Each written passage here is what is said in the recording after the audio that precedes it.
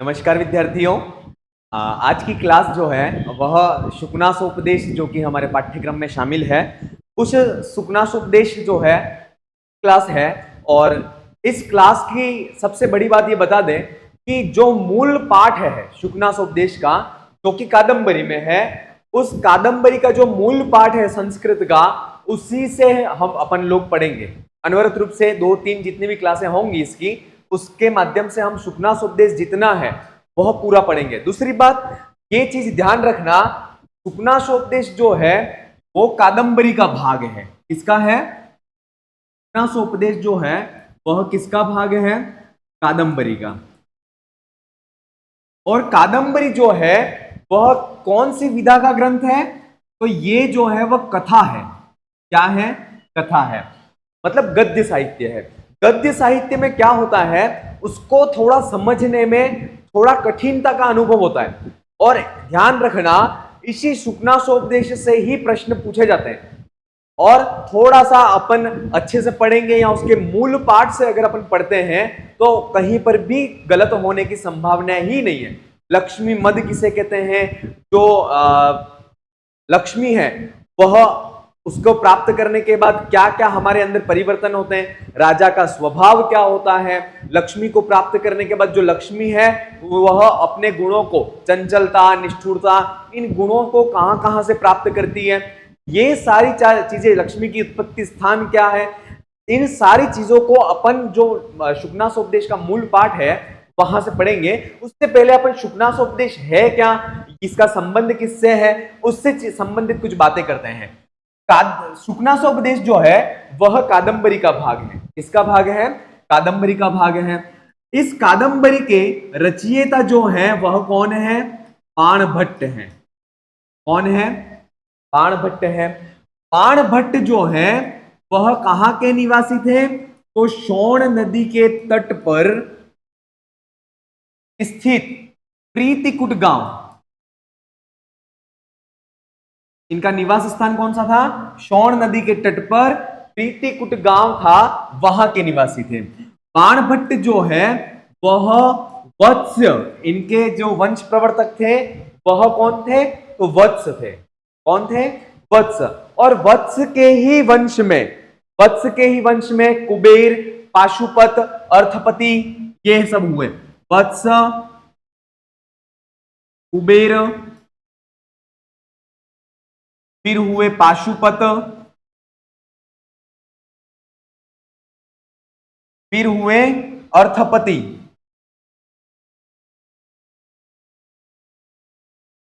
फिर अर्थपति के बाद में जो हुए वह हुए चित्रभानु, और चित्रभानु के बाद जो हुए वह हुए बाणभट्ट, और बाणभट्ट के ही पुत्र हुए, उनका नाम था भूषण भट्ट। ये इस प्रकार से जो बाणभट्ट थे उनकी वंश परंपरा थी। वत्स इनके वंश के प्रवर्तक थे। वत्स के ही पुत्र के रूप में कुबेर ने जन्म लिया, फिर पाशुपत जन्मे, और उन्हीं के पुत्र जो है, पाशुपत के पुत्र जो है वह अर्थपति, अर्थपति के बाद है जो चित्रभानु, है ना। अर्थपति के पुत्र कौन हुए? चित्रभानु हुए, और चित्रभानु के पुत्र बाणभट्ट, और बाणभट्ट के पुत्र भूषण भट्ट हुए। इस प्रकार से ये बाणभट्ट का जीवन परिचय, जो वंश परंपरा थी वह इस प्रकार थी। एक जो बहुत महत्वपूर्ण बात है वह यह है कि संस्कृत में, संस्कृत काव्यों में आपने सुना होगा कि किसी भी कवि ने अपनी वंश परंपरा के बारे में कहीं पर भी उल्लेख नहीं किया है। लेकिन बाणभट्ट ने इस परंपरा से थोड़ा सा अलग हट करके कुछ काम किया, और उन्होंने हर्षचरितम, कहां पर? हर्षचरितम और कादंबरी का जो मंगलाचरण के प्रारंभ के जो 20 श्लोक इन्होंने कादंबरी में लिखे थे, उस इन दोनों ग्रंथों में इन्होंने अपनी वंश परंपरा के बारे में इन्होंने स्पष्ट उल्लेख किया है, जिससे हम ये लगा सकते हैं कि बाणभट्ट के जीवन परिचय के बारे में हम अंदाजा लगा सकते हैं। अंदाजा नहीं, प्रमाण के साथ में भी बता सकते हैं। ठीक है, अब बात करते हैं बाणभट्ट जो है, उन्होंने, उनकी जो मुख्य रचनाएं थी वह दो थी। एक तो है हर्षचरितम, एक तो थी हर्षचरितम और दूसरी जो रचनाएं इनकी थी वह थी कादंबरी। हर्षचरितम जो थी उसकी विधा कौन सी है? तो इसकी जो विधा है वह थी आख्यायिका। इसकी विधा का नाम था आख्यायिका। और कादंबरी जो थी वह कौन सी विधा का ग्रंथ है? कथा का ग्रंथ है। कौन सी ग्रंथ है? कथा ग्रंथ है। दूसरी बात, हर्षचरितम जो है उस हर्षचरितम में बाणभट्ट ने अपने जीवन परिचय के बारे में बताया था। कादंबरी जो है उसके दो भाग हैं, एक तो है पूर्वार्ध और दूसरा जो इसका भाग है वह है उत्तरार्ध। कौन कौन सा है? एक तो है पूर्वार्ध, दूसरा है उत्तरार्ध। पूर्वार्ध जो था इसका भाग, उसके रचयिता तो जो थे वह बाणभट्ट स्वयं थे। कौन थे? बाणभट्ट स्वयं थे। लेकिन जो उत्तरार्ध था इसका, उसकी रचयिता जो थे वह इन्हीं के पुत्र, जिनका नाम था भूषण भट्ट। क्या नाम था? भूषण भट्ट, वो इसके रचयिता थे। और कादंबरी का ही जो भाग है वह शुकनासोपदेश है। कादंबरी का ही भाग जो है वह क्या है? शुकनासोपदेश है। कादंबरी जो है वह क्यों प्रसिद्ध हुई है, तो इसके बारे में भी अपन बात कर लेते हैं। इसका आप इसको नोट डाउन कर लें, एक बार लिख लीजिए, ठीक है।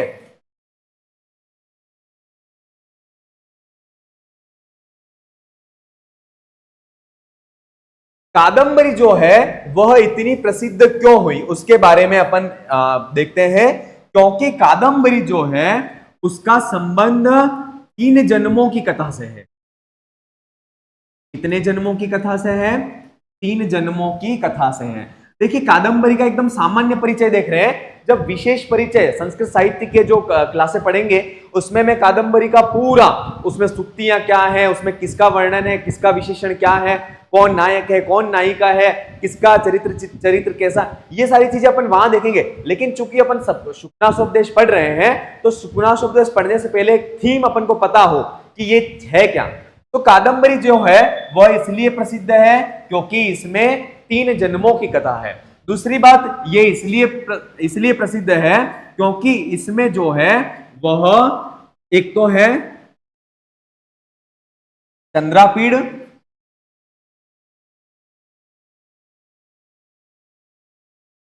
और कादंबरी। चंद्रापीड़ और कादंबरी, और दूसरा जो है वह है पुंडरीक और है महाश्वेता। चंद्रापीड़ और कादंबरी और पुंडरीक और महाश्वेता। और इस पुंडरीक को ही जो है वह वैशंपायन भी कहते हैं। का पूर्व जन्म जो था वह वैशंपायन था, है ना। तो इस कादंबरी में चंद्रापीड़ और कादंबरी, पुंडरीक, वैशंपायन और महाश्वेता, इनके प्रणय माने प्रेम की कथा का वर्णन है। तो इसमें ये जो है नायक नायिका तो ये हो गए, नायक और नायिका जो है वह तो चंद्रापीड़ और कादंबरी हो गए। सहनायक और सहनायिका, है ना, सहनायक और सहनायिका जो हो गए वह वैशंपायन और महाश्वेता हो गए। ठीक है, क्लियर यहां तक। अब बात करते हैं इसमें प्रधान रस कौन सा है। कादंबरी का प्रधान रस कौन सा है? तो इसका जो प्रधान रस है वह श्रृंगार रस है। कौन सा है? श्रृंगार रस है। ठीक है, अगली बात करते हैं वह है कि ये इसका उपजीव्य काव्य कौन सा है। ठीक है, तो उपजीव्य जो है वह गुणाढ्य की बृहत कथा एक रचना थी, वहां से इस कादंबरी की कथा को लिया गया है। तो इसका कादंबरी का उपजीव्य क्या है? तो गुणाढ्य की जो बृहत कथा है वह इसका उपजीव्य काव्य जो है वह कहा गया है। ठीक है। हर्षचरितम जो है वह आख्यायिका है, अपन ने पहले ही देख लिया, और ये 8 उच्छ्वासों में विभक्त है। हर्षचरित जो है वह 8 उच्छ्वासों में विभक्त है। और जो बाणभट्ट है वह हर्षवर्धन के आश्रय में रहते थे। किसके? महाराजा हर्षवर्धन के आश्रय में रहते थे। और कादंबरी जो है, उस कादंबरी का प्रारंभ है वह किसके वर्णन से होता है? तो राजा शूद्रक। किसके वर्णन से? राजा शूद्रक के वर्णन से प्रारंभ होता है। शूद्रक कहां के राजा थे? तो शूद्रक जो थे वह विदिशा नगरी के राजा थे। और इस कादंबरी का प्रारंभ यहीं से होता है। ठीक है, चलिए यहां तक तो हो गया, कादंबरी की बात हो गई। अब शुकनासोपदेश की बात करते हैं। शुकनासोपदेश है क्या? ठीक है,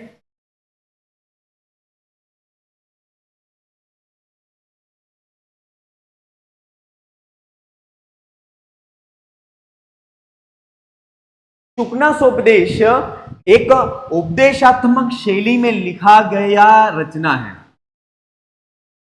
क्या है? उपदेशात्मक शैली प्रधान प्रकरण है ना। उपदेशात्मक शैली प्रधान है। शुकनासोपदेश जो है वह उपदेशात्मक है। और इसमें जो है क्या होता है? तारापीड़, तारापीड़ नाम का राजा था, और उस तारापीड़ नाम के राजा के चंद्रापीड़ नाम का राजा पुत्र था। क्या नाम था? चंद्रापीड़ नाम का पुत्र था। और इस तारापीड़ का मंत्री, तारापीड़ का मंत्री जिसका नाम था वह था शुकनास। क्या नाम था? शुकनास। तो क्या होता है, जब तारापीड़, जैसे कि प्राचीन समय में जो राज व्यवस्था थी वह ये थी कि राजा का बेटा ही राजा बनता था। और राजा का बेटा जब राजा बनता था, राज सिंहासन पर उसको बिठाया जाता था, तब राजमहल में उसका राज्याभिषेक किया जाता था, है ना।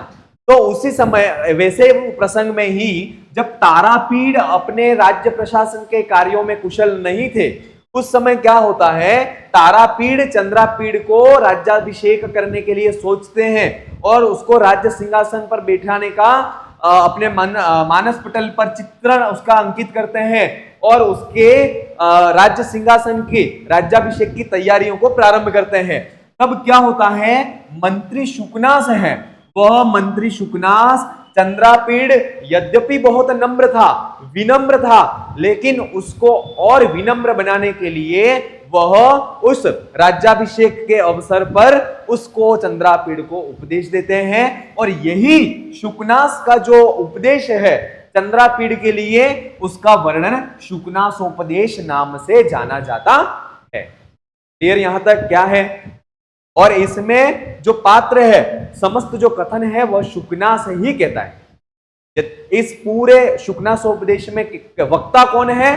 तो वक्ता अकेला जो है वह शुकनास ही इसका वक्ता है। ठीक है, शुकनासोपदेश का शैली कौन सी है? तो उपदेशात्मक शैली है, ये याद रखना। और बाणभट्ट जो है वह अपनी रचनाओं में कौन सी शैली का प्रयोग करते थे? तो याद रखना, पांचाली शैली का। कौन सी शैली का?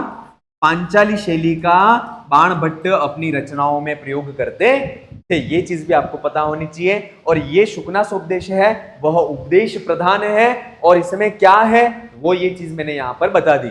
अब इसका प्रमुख वर्ण विषय जो है वह क्या क्या है, किस किस का वर्णन इसमें किया गया है? तो एक तो है, सबसे पहली बात तो इसमें वर्णन की गई है वह है अनर्थ परंपरा। अर्थात व्यक्ति का अनर्थ कब होता है, किनके माध्यम से होता है, इसके बारे में यहां पर इसमें शुकनासोपदेश में वर्णन किया गया है। लक्ष्मी की चंचलता का वर्णन किया गया है। लक्ष्मी की चंचलता का वर्णन किया गया है। इसके बाद जो है तीसरा वर्णन जो किया गया है वह है अहंकार, है ना, अहंकार, लक्ष्मी को प्राप्त करने के बाद व्यक्ति अहंकारी हो जाता है। अहंकारी व्यक्ति क्या क्या करता है उसका वर्णन किया गया है। इसके बाद राज प्रकृति, किसका वर्णन किया गया है, राज प्रकृति का वर्णन किया गया है। इसके बाद जो वर्णन किया गया है वह किया गया है गुरु उपदेश, है ना, गुरु का उपदेश जो होता है वह कैसा होता है। इसके बाद है लक्ष्मी के उत्पत्ति स्थान, इसका वर्णन किया गया है। तो लक्ष्मी का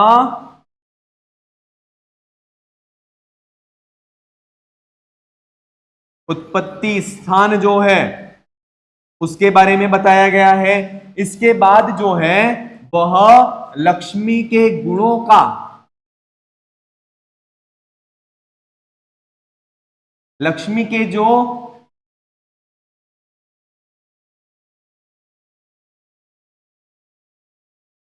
गुण हैं उन गुणों का वर्णन भी इसमें किया गया है सुखनासोपदेश में।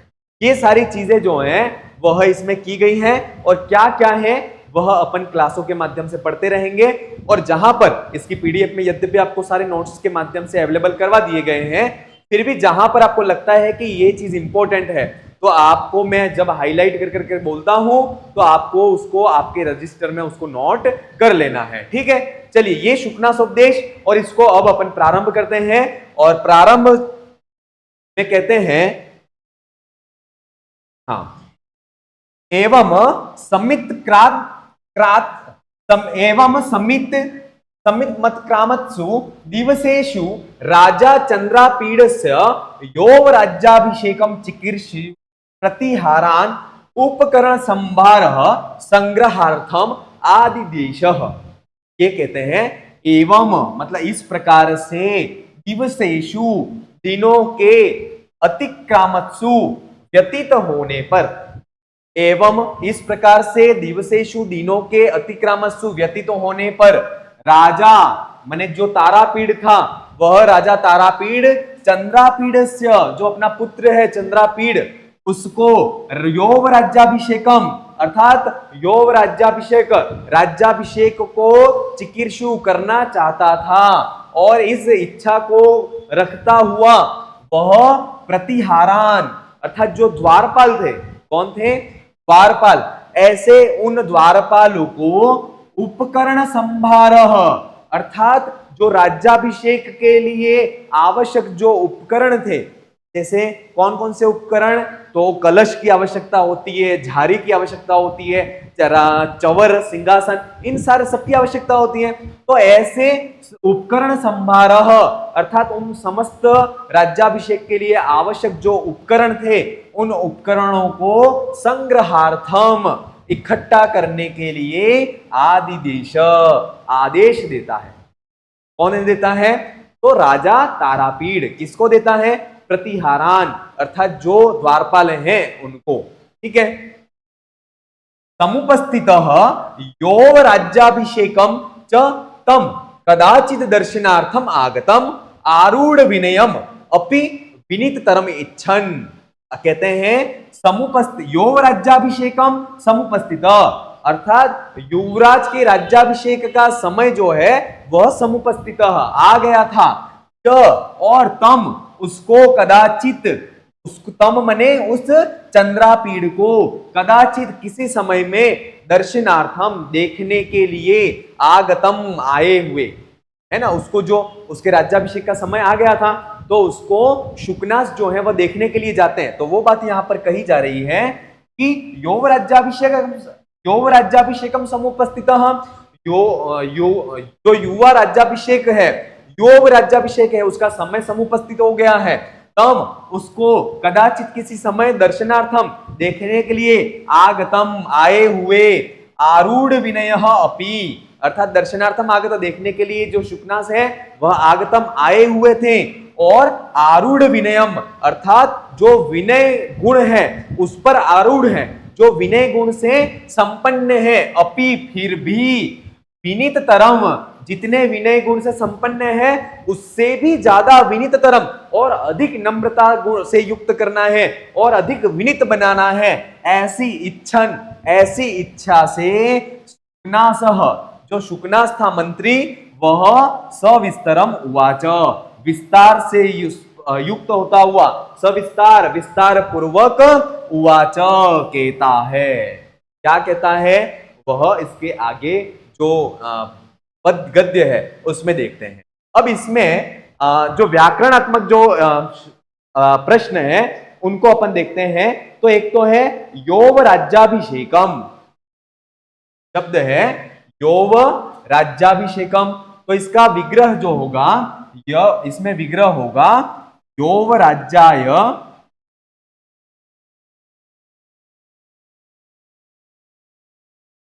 राज्याय अभिषेकम, का समास विग्रह क्या होगा, योव राज्याय अभिषेकम इति योव राज्याभिषेकम, है ना। इसमें समास जो होगा वह चतुर्थी तत्पुरुष जो समास है वह होगा। अगला जो है वह है आरूढ़ विनयम, आरूढ़ विनयम, ये रहा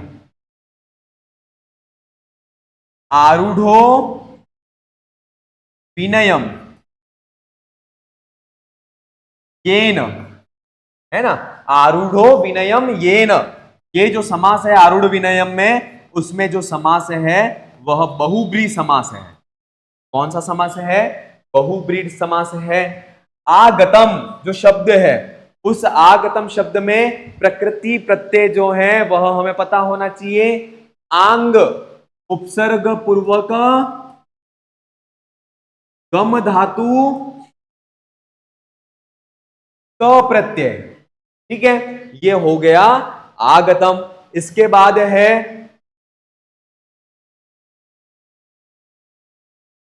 आरूढ़ विनीत इच्छन, शब्द है इच्छन, इसका प्रकृति प्रत्यय होगा ईश प्लस क्षत्रि प्रत्यय। कौन सा प्रत्यय होगा, क्षत्रि प्रत्यय होगा इसमें, ठीक है। और इस प्रकार से इसमें जो है ईश धातु क्षत्रि प्रत्यय, तो ये इच्छन शब्द बनता है। आरूढ़ शब्द जैसे है आरूढ़, आंग उपसर्ग पूर्वक रूह धातु और त प्रत्यय, है ना।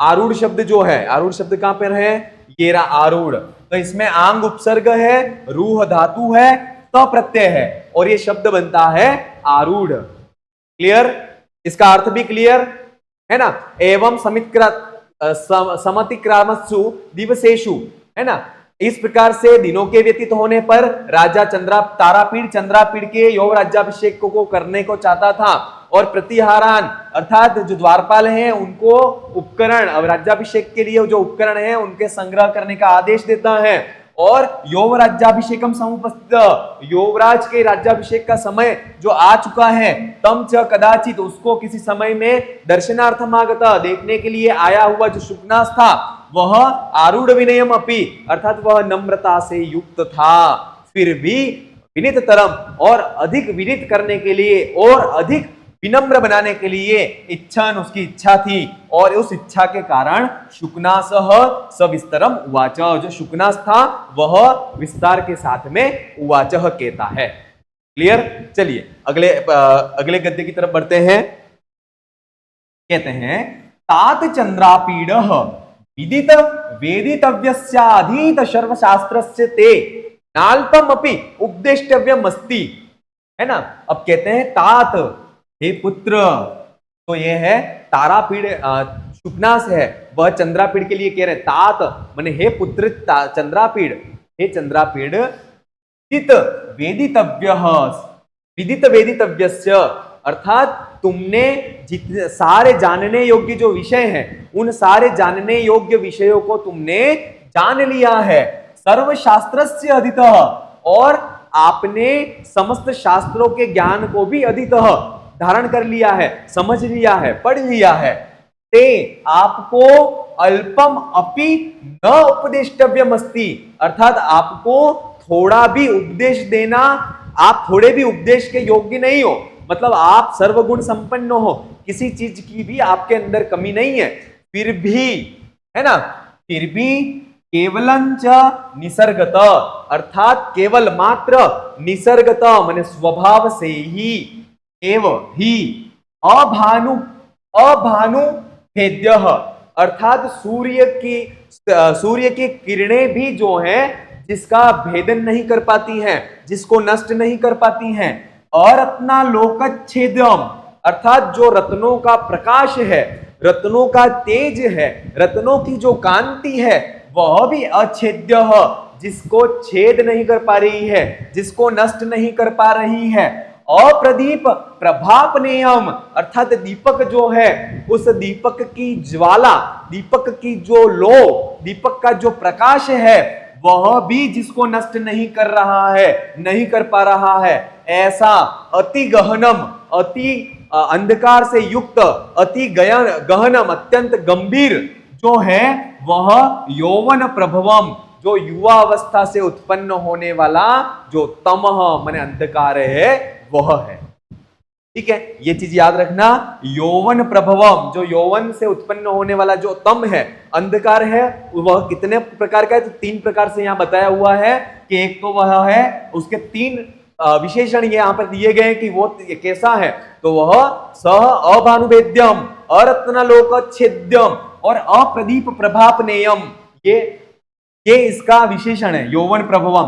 परीक्षा में पूछा जा सकता है अभानुवेद्यम का, तब आपको पता होना चाहिए कि यौवन प्रभवम, अर्थात जो यौवन युवावस्था से उत्पन्न होने वाला जो अंधकार है वह सूर्य की किरणों से भी भेदा नहीं जा सकता है, रत्न जो होते हैं रत्नों के प्रकाश से भी वह छेदा नहीं जा सकता है, और प्रदीप अप्रदीप प्रभापनेयम, अर्थात जो दीपक है उस दीपक की लो, दीपक के प्रकाश, दीपक की कांति से भी वह नष्ट नहीं होने वाला है, इतना वह यौवन से उत्पन्न होने वाला जो अंधकार है वह अति गहनम माने वह इतना गूढ़ है, वह ऐसा बहुत ही गूढ़ कहा गया है। और फिर कहते हैं कि लक्ष्मी मदह, है ना, अब लक्ष्मी का जो मद है उसकी डेफिनेशन यहाँ पे कह रहे हैं, एक तो ये यहां से प्रश्न बनेगा, यहां से प्रश्न बनेगा, ठीक है, मैं कह रहा हूं तो ध्यान रखना कि यहां से प्रश्न बनेगा।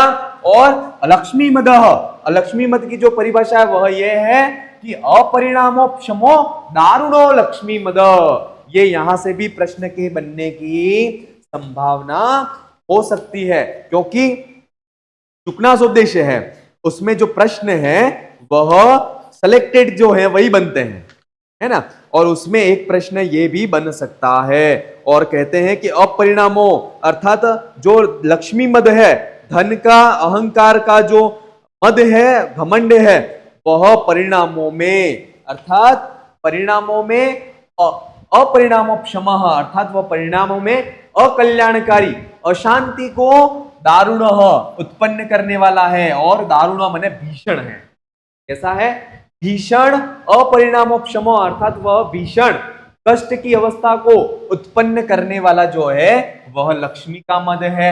और कहते हैं कि कष्टम मनंजन वर्ति साध्यम परमेश्वर तिमिरांधत्वम, अर्थात ऐश्वर्य रूपी जो अहंकार है, ऐश्वर्य प्रतिष्ठा रूपी जो अहंकार है वह कैसा है, तो तिमिरांधत्वम, अर्थात हमारे जो नेत्र की ज्योति है उसको रंतोधि जब रोग होता है तब हमारी नेत्र की ज्योति चली जाती है, उसी प्रकार जो ये ऐश्वर्य रूपी अहंकार का जो रोग है उससे भी हमारी जो हित अहित की जो बुद्धि है वह भी चली जाती है। और कष्ट मनंजन वर्ति साध्यम, अर्थात वह विभिन्न प्रकार की जो औषधियां हैं, विभिन्न प्रकार की दवाइयों की जो बातियां हैं, उन बातियों से भी वह असाध्य, वह मिटाया नहीं जा सकता। क्या नहीं मिटाया जा सकता है, तो ऐश्वर्य तिमिरांधत्वम, ऐश्वर्य रूपी जो रोग है, ऐश्वर्य रूपी रंतोधि रोग, जिससे हमारी हित अहित की जो बुद्धि है वह नष्ट हो जाती है, और वह जो है वह विभिन्न कष्ट मनंजन वर्ति साध्यम, अर्थात वह विभिन्न दवाओं की बातियों के माध्यम से भी वह नहीं नष्ट होने वाली है। ठीक है, चलिए आगे बढ़ते हैं। और इसमें देखिए अपन व्याकरणात्मक जो चीजें हैं उसको देखते हैं। विदित वेदितव्यम, विदित वेदितव्यम अर्थात विदितम विदितम वेदितव्यम, विदितम वेदितव्यम येन, ठीक है, विदितम वेदितव्यम येन। इसमें जो समास है वह बहुब्रीहि समास है। कौन सा समास है? बहुब्रीहि समास है। और इसके बाद है वेदितव्यम में जो है वेदितव्य, इसमें विद धातु और तव्यत प्रत्यय है। कौन सा प्रत्यय है? तव्यत प्रत्यय।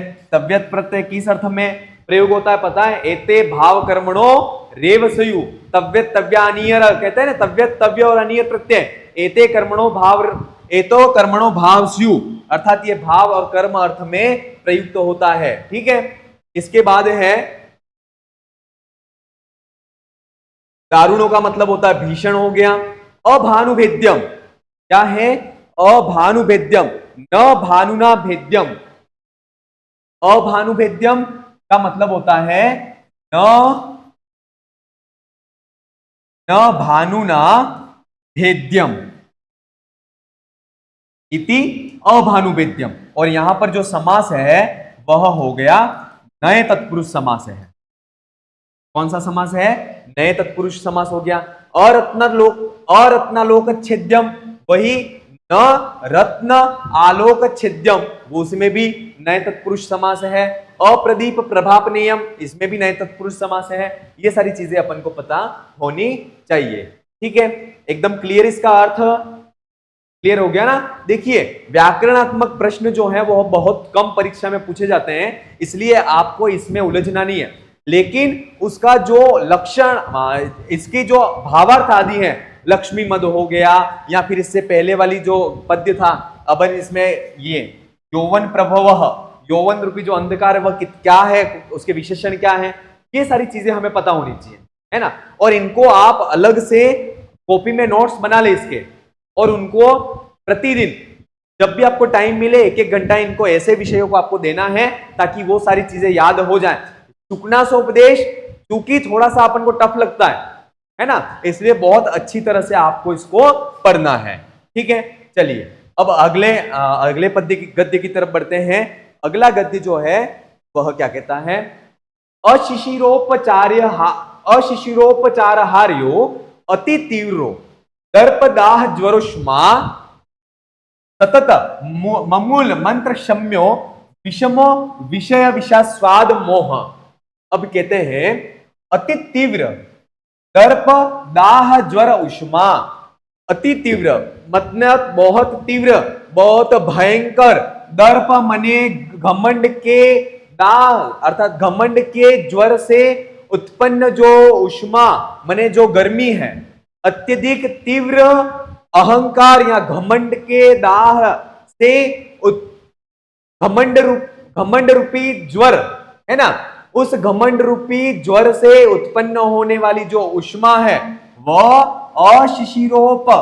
अशिशिर उपचारहार्य, वह विभिन्न दवाइयों के माध्यम से भी उसको हम ठीक नहीं कर सकते हैं। किसको नहीं कर सकते हैं? तो भयंकर अति तीव्र, अत्यंत तीव्र जो अहंकार रूपी जो ज्वर है, उस अहंकार रूपी ज्वर की जो गर्मी है, घमंड रूपी जो ज्वर है उसकी जो गर्मी है, उसको अशिशिरो उपचारहार्य, विभिन्न दवाइयों के माध्यम से भी हम उसको ठीक नहीं कर सकते हैं। और विषमः माने कठिन, विषय विषास्वाद मोह अर्थात कठिन विषयों के आस्वादन से, विषयों के भोगों के भोगने से उत्पन्न जो मोह विष है, उस विष के प्रति जो आसक्ति है, विषयों को भोगने के बाद, उस विषयों को भोगने के बाद जो हमारी मोह, उसके प्रति जो आसक्ति है, वह सतत अमूल मंत्र क्षम्यो, ठीक है, वह ऐसी जो विषयों के प्रति जो हमारी आसक्ति है, भोगों के प्रति जो आसक्ति है, वह सतत हमेशा अमूल, अर्थात ऐसी उसको नष्ट करने के लिए, उसको शम्य शांत करने के लिए अमूल कोई भी जड़ी बूटी नहीं है, और अमंत्र अर्थात ऐसा कोई भी मंत्र नहीं है जो इन विषयों के, कठिन विषयों के भोगों के प्रति हमारी जो आसक्ति है उसको वह नष्ट कर पाए। ऐसी कोई भी न तो जड़ी बूटी है और न ही ऐसा कोई मंत्र है। ठीक है, फिर कहते हैं राग मलावलेप, अर्थात विषयों के प्रति जो राग का मल है और उस मल का जो अवलेप, लेप जो हमने हमारे साथ में कर लिया है, उसको नित्यम स्नानम अर्थात प्रतिदिन स्नान करने से, और शौच अर्थात पवित्रता के द्वारा भी अवध्यो, उस राग विषयों के प्रति जो राग का मल है उसके मल के लेप को हम नित्य स्नान करें तब भी, और जो शौच पवित्रता है उसके माध्यम से भी हम अवध्यो उसको नष्ट नहीं कर सकते हैं। ये चीज यहां पर कह रहे हैं। और इसके बाद कहते हैं कि राज्य सुख सन्निपात, अर्थात राज्य सिंहासन का जो सुख है उसके सन्निपात प्राप्त हो जाने पर वो कैसा है, तो अजस्र मतलब हमेशा निरंतर, अक्षपावसान प्रबोधा अर्थात निरंतर नींद को लेकर के, नींद से उठने के बाद वापिस अक्षपावसान प्रबोधा अर्थात ये रात्रि के व्यतीत हो जाने पर भी घोरा भयंकर निद्रा, अर्थात वापिस मतलब रात्रि के व्यतीत हो जाने पर भी जो निद्रा है वह जिस प्रकार व्यतीत नष्ट नहीं होती है, वैसे ही ये जो राज्य सिंहासन है, राज्य सुख रूपी जो सिंहासन है, उसके प्राप्त होने पर व्यक्ति का जो है वह जो नींद है वह नींद नहीं नष्ट होती है। कैसी नींद, तो विषयों की आसक्ति के संबंधित जो नींद है वह नष्ट नहीं होती। विस्तरेण अभिधीयसे, विस्तार से अभिधीय से आप इसको जानिए, ऐसा कह रहे हैं। एक बार फिर से देखें कि अति तीव्रो अत्यंत तीव्र दर्प दाह ज्वर उष्मा, अर्थात घमंड के ज्वर से उत्पन्न जो है, घमंड के ज्वर से जो उत्पन्न उष्मा है वह अशिशिर उपचारहार्य, अर्थात वह किसी भी दवाई से उसका उपचार नहीं हो सकता है। ऐसे उस घमंड की गर्मी को कोई भी दवाई उसका हरण नहीं कर सकती है। और विषम कठिन विषय, विषा स्वाद मोह, अर्थात विषम कठिन विषयों के स्वाद अर्थात भोगों से संबंधित जो मोह है और जो विष है जिसके प्रति हम मोह आसक्ति को करने लगते हैं, वह सतत हमेशा अमूल अर्थात किसी भी जड़ी बूटी के द्वारा, और अमंत्र अर्थात किसी भी मंत्र के द्वारा क्षम्य अर्थात वह क्षम्य, हरण उसका या उसको नष्ट नहीं कर सकते हैं। और राग मलावलेप, अर्थात राग विषयों के संबंधित जो हमारा राग है और उस राग से उत्पन्न जो मल है, उस मल का जो लेप हमारे साथ में लगा हुआ है वह नित्यम हमेशा स्नान, प्रतिदिन स्नान करने से, शौच और पवित्रता से अवध्यो वह नष्ट नहीं होने वाला है। और क्या है, तो राज्य सुख सन्निपात, क्या कहते हैं, राज्य सुख सन्निपात अर्थात राज्यत्व प्राप्ति से उत्पन्न सुख का अनुभव जो है वह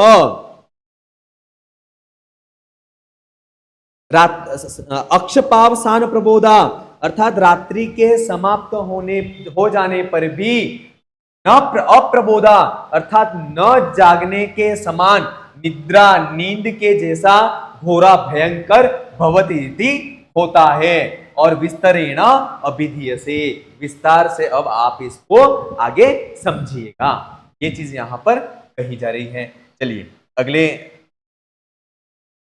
गद्य की तरफ बढ़ते हैं। अब इसमें क्या है, हलु अनर्थ परंपरा, हलु अनर्थ परंपरा, इस चीज को यहां पर कह रहे हैं कि अनर्थ मतलब व्यक्ति के पतन की परंपरा, मतलब श्रेणियां क्या क्या है। तो इसके लिए 4 श्रेणियां बताई गई हैं, गर्भेश्वरत्व, अभिनव यौवनत्व, अप्रतिम रूपत्व, अमानुष शक्तित्वंच। ठीक है, इसकी चार परंपराएं हैं पतन के लिए।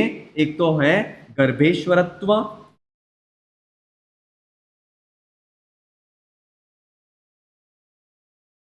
दूसरा जो है वह है अभिनव यौवनत्व,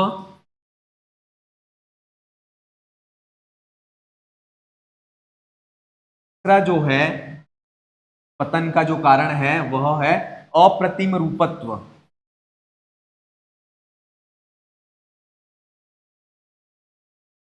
अप्रतिम रूपत्व, और चौथा जो है वह है अमानुष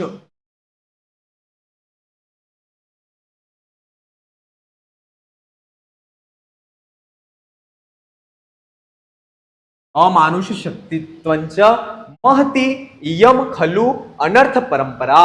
ये चार है वह खलु निश्चय से अनर्थ मने व्यक्ति के अनर्थ की, व्यक्ति के पतन की, व्यक्ति के अहित की परंपरा मने श्रेणियां हैं। कौन कौन सी? तो एक तो है गर्भेश्वरत्व, अर्थात व्यक्ति के गर्भ से, जन्म से ही धनवान होना, रुपया पैसा इससे संपन्न होना, वह व्यक्ति के पतन का कारण होता है। दूसरा है अभिनव यौवनत्व, जो अभिनव युवा अवस्था है, जो यौवन अवस्था में नया नया प्रवेश हुआ है, ऐसी जो अभिनव यौवन अवस्था है वह भी व्यक्ति के अनर्थ की परंपरा में की श्रेणी में आता है।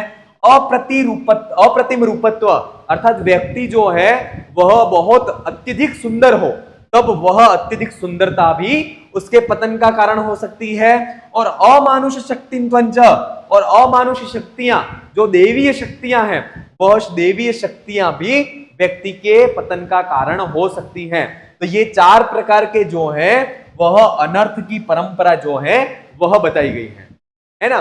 फिर आगे कहते हैं सर्वाह अविनया नामे के एक एक पी ऐशा नाम आयतनम किमुत समवायः। कहते हैं कि सर्वाह अविनया नाम, अर्थात समस्त अविनय माने समस्त दुर्गुणों का, समस्त दुर्गुणों का, समस्त दोषों का, समस्त बुराइयों का आयतनम, अर्थात घर जो है वह एक एक अपि, एषः एक एक अपि, अर्थात ये जो समस्त बुराई, समस्त दोष, इन समस्त दोषों का आयतन अर्थात घर जो है वह ये सिर्फ जो ऊपर कहे गए हैं वह एक एक ही जो ये है, एक एक श्रेणियां ही समस्त गुणों, समस्त दोषों का घर है। लेकिन समवाय, अगर ये सभी चीजें किसी के अंदर हैं तो कीमुत, तो उसके लिए तो कहना ही क्या। कहते हैं कि ये चारों चीजें हैं वह अनर्थ की, व्यक्ति के पतन की श्रेणियां हैं, है ना, पतन के कारण है ये कहा गया। लेकिन ये जो है वह एक एक ही जो है, वह एक एक जो परंपराएं हैं, एक एक श्रेणियां हैं, वही समस्त दुर्गुणों के, समस्त दोषों का आयतनम अर्थात घर है ना। समझ में आ रहा है? समस्त जो दोषों का जो घर है वह एक एक ही ये जो दुर्गुण है वह है। तो अगर किसी व्यक्ति में समवाय और ये इनका समूह, समस्त अगर ये तीनों अनर्थ की परंपराएं अगर व्यक्ति में पाई जाए तो कीमुत, उसके लिए तो फिर कहना ही क्या, अर्थात उसका तो पतन निश्चित रूप से होना ही होना है। ठीक है, चलिए अगले पद्य गद्य की तरफ बढ़ते हैं। अगला गद्य जो है वह क्या कहता है? यौवनारंभे च प्राय शास्त्र जल प्रक्षालनमपि प्रक्षालन निर्मलापि कालुष्यम मुपयाति बुद्धि। कहते हैं कि यौवनारंभे अर्थात जब युवा अवस्था का आरंभ होता है, युवावस्था जब प्रारंभ होती है तब प्रायः माने अधिकांश, अधिकतर रूप से शास्त्र जल प्रक्षालन निर्मलापि, अर्थात शास्त्रों के जल के द्वारा, शास्त्रोक्त ज्ञान रूपी जल के द्वारा प्रक्षालित, जिसका प्रक्षालन कर लिया गया है और प्रक्षालन के बाद जो निर्मल हो गई है अर्थात बहुत सरल हो गई है, ऐसी बुद्धि जो है वह भी कालुष्यम उपयाति, कलुषित हो जाती है, कलंकित हो जाती है। ठीक है, क्लियर?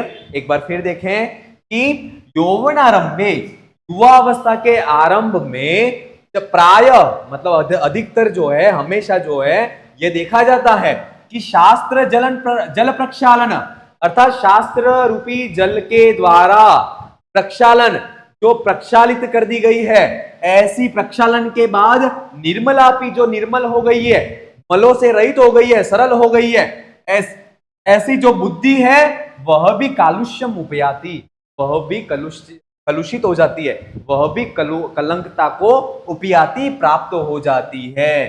क्यों क्यों तो कहते हैं और क्या होता है यौवनारंभे, तो यूनाम दृष्टि अर्थात नव युवकों की जो दृष्टि है वह अनुज्झित धवलतापी अर्थात जिसने श्वेतता जो है उस श्वेतता को अनुज्जित धवलतापी अर्थात उस श्वेतता को अनुज्जित अर्थात उस श्वेतता जो गुण है जो कि बुद्धि का गुण है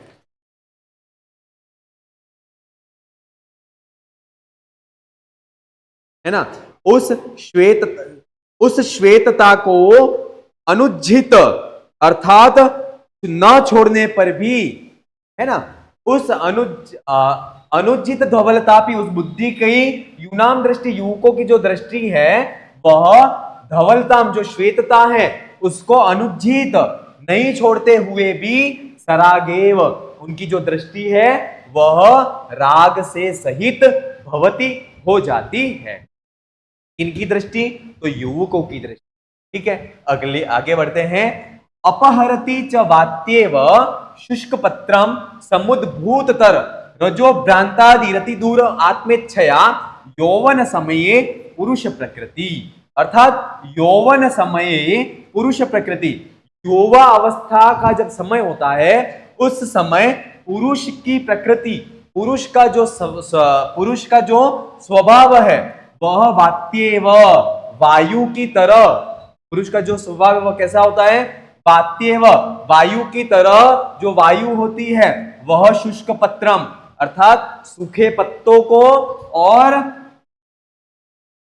रजो भ्रांति समुद्भुतम अर्थात रज मिट्टी के बवंडर से, मिट्टी के घूमने से जो बवंडर उत्पन्न होता है उसको आत्मेच्छया अपनी इच्छा के अनुसार अति दूरम बहुत दूर तक अपहरती लेकर के जाती है।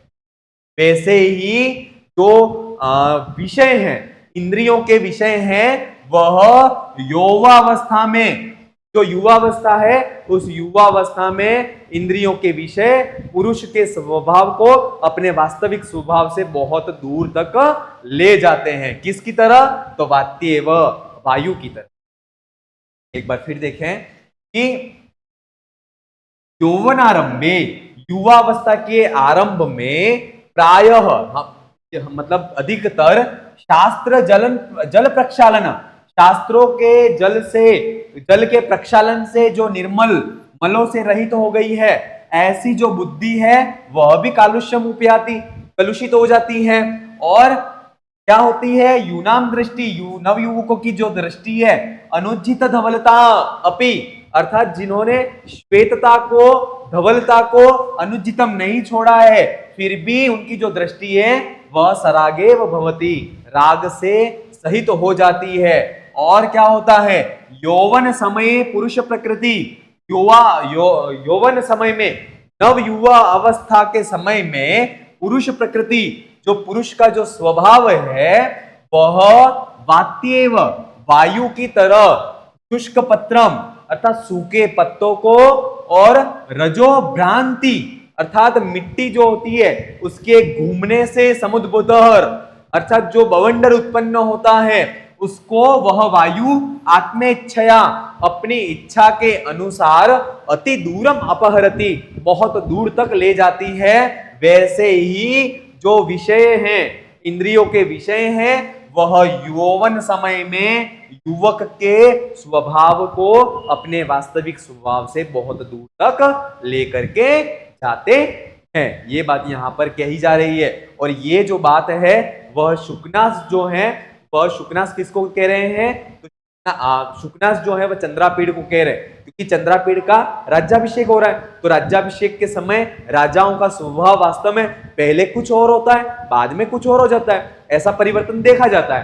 तो शुकनास जो है वो उसको उपदेश दे रहे हैं कि तुम जब राज्याभिषेक तुम्हारा हो जाएगा तब तुम्हारा जो स्वभाव है उस स्वभाव में कोई भी परिवर्तन नहीं आना चाहिए। ठीक है, ये बात कह रहे हैं। चलिए आगे बढ़ते हैं।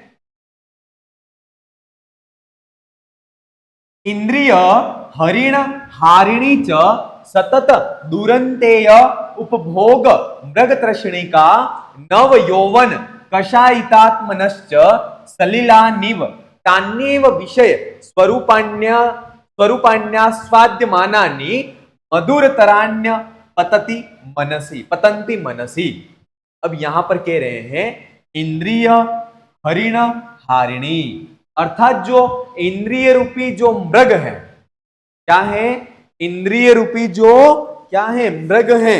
वह इंद्रिय रूपी जो मृग है वह कैसे हैं? तो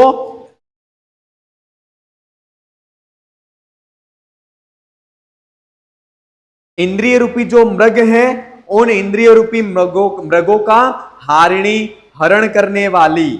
अब वो विषय मोह इनके बारे में बता रहे हैं, इंद्रियों के विषयों के बारे में, कि इंद्रिय रूपी जो हिरण है वह हारिणी अर्थात वश में करने वाले हैं, और सतत दुरंता और हमेशा नित्य बुरे अंत वाले होते हैं। क्या? तो विषयों के जो भोग हैं वह इंद्रियों को, इंद्रिय रूपी हिरणों को वश में करने वाले हैं, उनका हरण करने वाले हैं, सतत दुरंता और हमेशा बुरे अंत वाले होते हैं, और उपभोग मृग तृष्णिका, और वो इंद्रियों के जो भोग हैं, इंद्रियों के जो विषय हैं वह मृग तृष्णिका अर्थात जो मृग तृष्णिका होती है ना, मृग मरीचिका जिसको कहते हैं, उसके समान होते हैं। और क्या होता है? नव यौवन कषायितात्मनश्च, अर्थात नव यौवन अवस्था में जो कषाई अंतःकरण वाला है ना, कशेले अंतःकरण वाला जो व्यक्ति है, और वास्तव में जो नव यौवन अवस्था है वह कषाई अंतःकरण वाला होता है। जब आंवला का जो स्वभाव होता है, आंवला का जो स्वाद होता है वो कैसा होता है? कैसा होता है? तो वह कशेला होता है, कड़वा होता है। लेकिन उस कड़वे आंवला के स्वाद को अगर उसके साथ में अगर हम पानी पी लें तो वो कैसा लगने लगता है? बहुत बढ़िया लगता है। कैसा लगता है?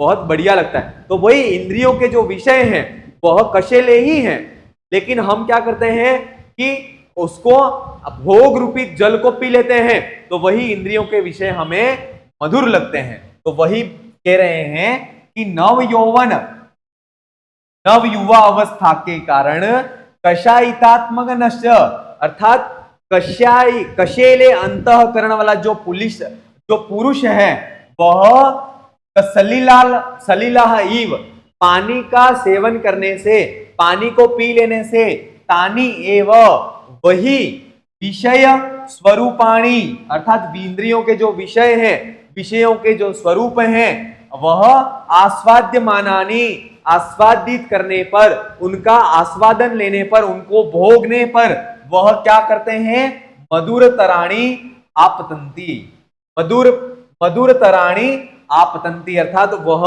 उनका आस्वाद करने से वह कैसे प्रतीत होते हैं? तो वह मधुरतर अर्थात बहुत मीठे आपतंती लगते हैं। और फिर मनसः नाशयति, और मन को नष्ट कर देते हैं। मनसः नाशयति, मन को नष्ट कर देते हैं। और क्या होता है? पुरुषम अत्यासंगो विषयेषु, पुरुष के विषयेषु, विषयों में, इंद्रियों के विषयों में अति आसंगे, अत्यधिक आसक्ति से जो व्यक्ति है वह दिग्मोह, अर्थात अपनी जो दिशा है उस दिशा से भ्रमित हो जाता है, और इवोन मार्ग प्रवर्तक, और वह जो उसका अपना मार्ग होता है उस मार्ग से भी पथभ्रष्ट हो जाता है। किस कारण से?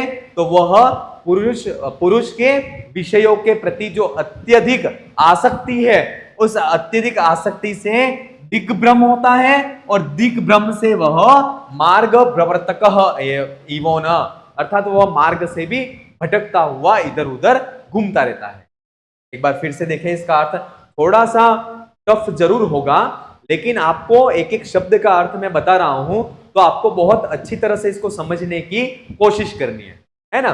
चलिए एक बार इसका फिर से अर्थ देखें कि इंद्रिय हरिण हारिणी, अर्थात इंद्रिय रूपी हिरण जो है उसको हारिणी, उसका हरण करने वाला है कौन? तो विषय, इंद्रियों के जो विषय हैं हो गए हैं वह, और सतत हमेशा दुरंतेयम, अर्थात बुरे अंत वाले कहे गए हैं, और उपभोग मृग तृष्णिका, और ये विषयों के जो इंद्रियों के जो विषय हैं उनके उपभोग जो है वह मृग तृष्णिका, अर्थात जो मृग मरीचिका होती है। मृग मरीचिका कैसी होती है? वास्तव में होता नहीं है। मृग मरीचिका मतलब दूर तक हमें दिखता है कि पानी है, लेकिन वहां पर जाकर के देखते हैं तो पानी होता नहीं है। तो ऐसी जो मृग तृष्णिका उपभोग, मृग तृष्णिका अर्थात वह उपभोग जो है वह मृग तृष्णिका के जैसे हैं, और नव यौवन कषायितात्मनश्च, अर्थात नव यौवन अवस्था से जिसका अंतःकरण कशेला है ना। कशेले अंतःकरण वाले व्यक्ति के स्वभाव कैसा होता है?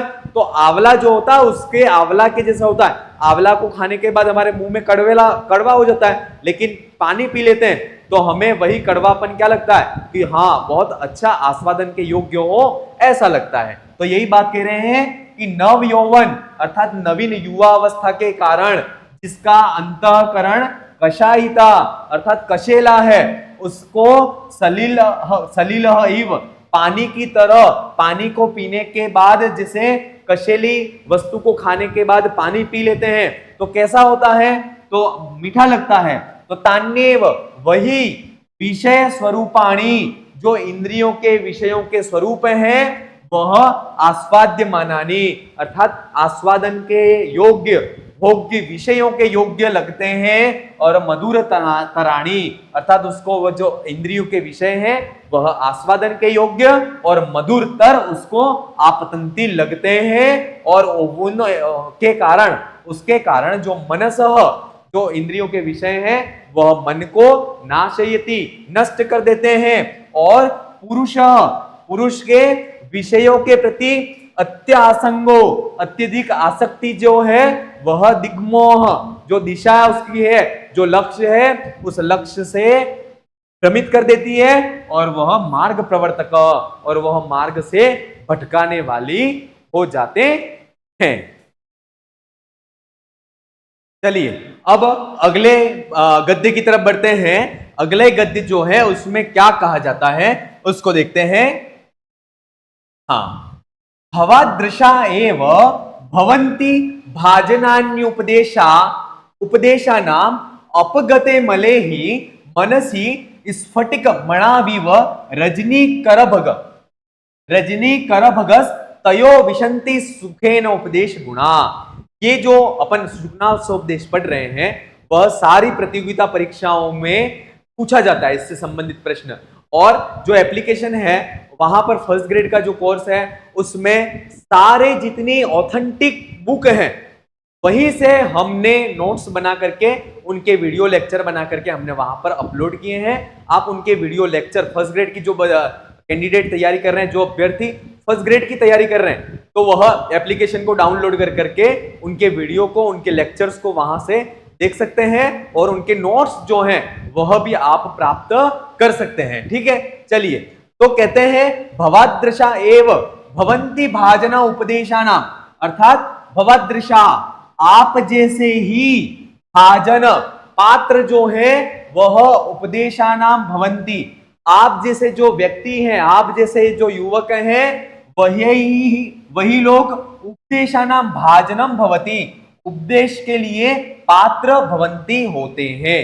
ये चीज यहां पर कह रहे हैं क्योंकि अपगत मले ही, अर्थात मलों के अपगत होने पर, मलों के नष्ट होने पर ही मनसी, जो मन है उस मन में स्फटिक मणो विव, स्फटिक मणि जो है उस स्फटिक मणि के समान रजनी करभगस्तयो, अर्थात जो चंद्रमा है उस चंद्रमा की जो किरणें हैं, चंद्रमा की जो किरणें हैं वह सुखेन, सुख पूर्वक उस स्फटिक मणि की अंदर सुखेन प्रविशंति, प्रवेश कर जाती है। उसी प्रकार उपदेश गुणा, उपदेश के जो गुण हैं वह भी अपगत मले मनसी, अर्थात जिस मन में मल नहीं है ऐसे उस मल से रहित मल से रहित जो मन है उसमें ही सुखेन, सुख पूर्वक जो उपदेश के गुण हैं वह प्रवेश करते हैं। किस प्रकार से प्रवेश करते हैं? तो स्फटिक मणि जो होता है उस स्फटिक मणि में किसी भी तरह का मल नहीं होता, और किसी भी तरह का मल नहीं होता तो उसमें जो चंद्रमा की जो किरणें हैं, वह चंद्रमा की किरणें हैं वह आसानी से प्रवेश कर जाती हैं। क्लियर? चलिए आगे बढ़ते हैं। गुरु वचन अमलम अपि सलिलम इव। अब यहां पर उपदेश की बात हो गई कि उपदेश के आप ही उपदेश के योग्य पात्र हैं, क्योंकि जो मलों से रहित मन है उस मल से रहित जो मल से रहित जो मन है उसी में स्फटिक मणि के समान, स्फटिक मणि में चंद्रमा की किरणें किस प्रकार से आसानी से प्रवेश कर जाती हैं, उसी प्रकार मलों से रहित आपका जो मन है उसमें ही सुखपूर्वक उपदेश के जो गुण हैं वह प्रवेश कर जाते हैं। अब गुरु वचन के बारे में बताते हैं कि गुरु के जो वचन है वह कैसे हैं।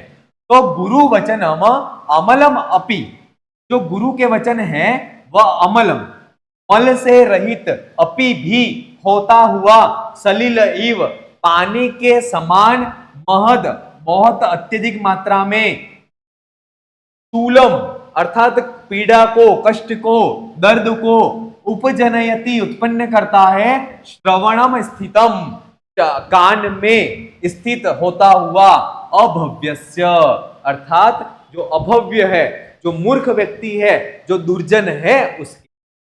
तो समझिए कि जैसे पानी जो होता है वह पानी कितना भी शुद्ध क्यों नहीं हो, मल से रहित क्यों नहीं हो, लेकिन वह अगर हमारे कान में जाएगा तो वह पानी क्या करता है, वह कान में जाकर के वह पानी पीड़ा को उत्पन्न करता है।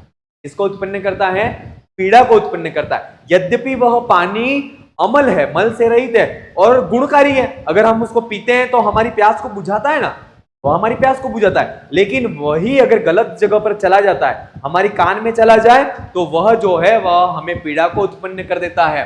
उसी प्रकार यहां पर कहते हैं कि गुरु वचन, जो गुरुओं के वचन हैं, गुरुओं के उपदेश हैं, वह अमल, मल से रहित है, लेकिन अगर वह अभव्य व्यक्ति के श्रवण, कान में चले जाए तो वह अभव्य व्यक्ति के कान में जाने के बाद, अभव्य व्यक्ति के जीवन में जाने के बाद वह पीड़ा को उत्पन्न करने वाले होते हैं।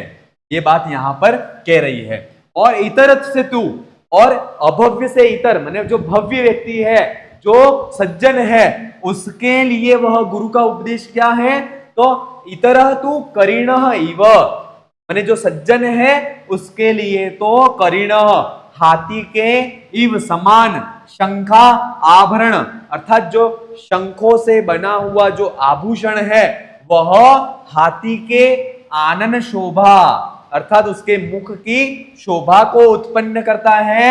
उसी प्रकार वह जो सज्जन, गुरु के उपदेश है वह सज्जन के लिए अधिकतरम, अत्यधिक मात्रा में शोभा को समूप उपजनयति, वह शोभा को उत्पन्न करने वाला होता है।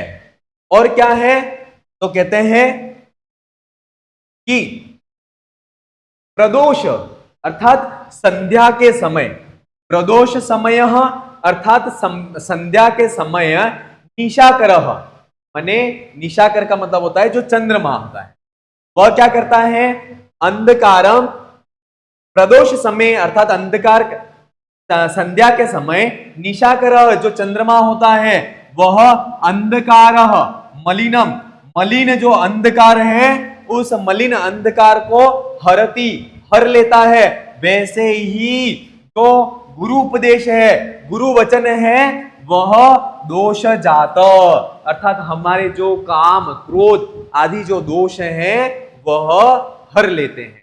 किसके समान? चंद्रमा के समान। जिस प्रकार से प्रदोष के समय, संध्या के समय में जो निशाकर जो है, चंद्रमा जो है, वह मलिन जो अंधकार है उसको हरती, इव उसी के प्रकार से जो दोष जातम, हमारे जो काम क्रोध आदि जो दोष हैं वह भी हरती जात, अर्थात वह भी नष्टता को प्राप्त हो जाते हैं। कब हो जाते हैं? तो गुरु वचनम, अर्थात गुरुओं के वचनों से। इसके बाद क्या हुआ है? तो गुरु उपदेश, गुरुओं का जो उपदेश है वह कैसा है? प्रशम हेतु वयः, अर्थात वह हमारे हेतु वयः, अर्थात जो हमारे वय अवस्था जो है, हमारी जो क्या है, हमारी जो अवस्था है उसका प्रशम,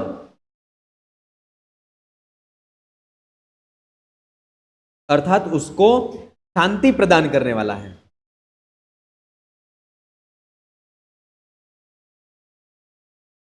ठीक है, गुरु उपदेश जो है वह प्रशम हेतु, जो गुरु का उपदेश है वह प्रशम हेतु वयः, अर्थात हमारी जो उम्र है ना, उस उम्र का हेतु है। प्रशम माने श्रेष्ठ, और क्या है कि वह जो है फलित रूपेण